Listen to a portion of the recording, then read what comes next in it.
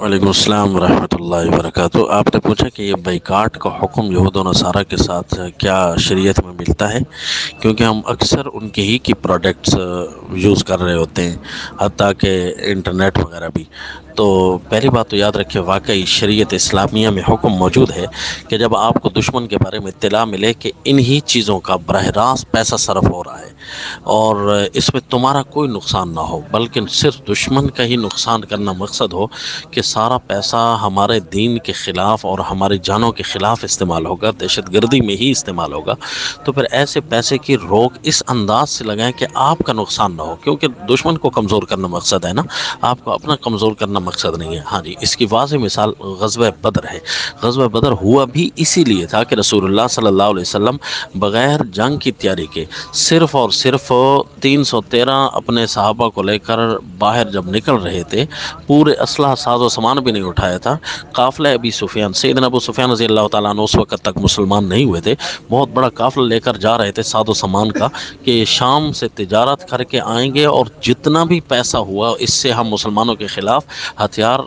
خرید کر ان کو ماریں گے۔ تو رسول اللہ صلی اللہ علیہ وسلم کو اطلاع مل جاتی ہے کہ اب سارا کا سارا پروڈکٹ، سارا کا سارا پیسہ، سارا کا سارا مال ان کا وہی آ رہا ہے جو دین اسلام کے خلاف استعمال ہوا۔ تو اللہ کے نبی نے فرمایا سارے کے سارے قافلے کو گرفتار کر لیا جائے۔ تو اللہ کے نبی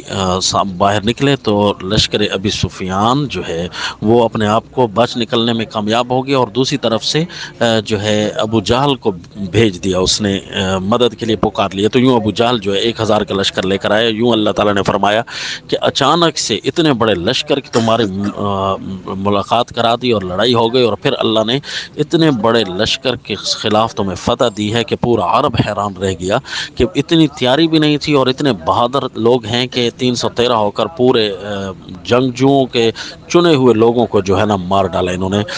تو یہ وہ وجہ بنی تھی غزوہ بدر کی، یہی کہ ان کے جو پتہ چل جائے کہ واقعی ایسی پروڈکٹ براہ راست ہیں کفر کی، جس سے ان کو باقاعدہ طاقتور وہ ہوتے ہیں اور اس میں ہمارا کوئی نقصان نہیں ہے بائیکاٹ کا۔ تو اس کے اوپر تو غزوہ بدر اسی لیے ہی تو ہوا تھا، تو باقاعدہ آپ اس کا بائیکاٹ کر سکتے ہیں تاکہ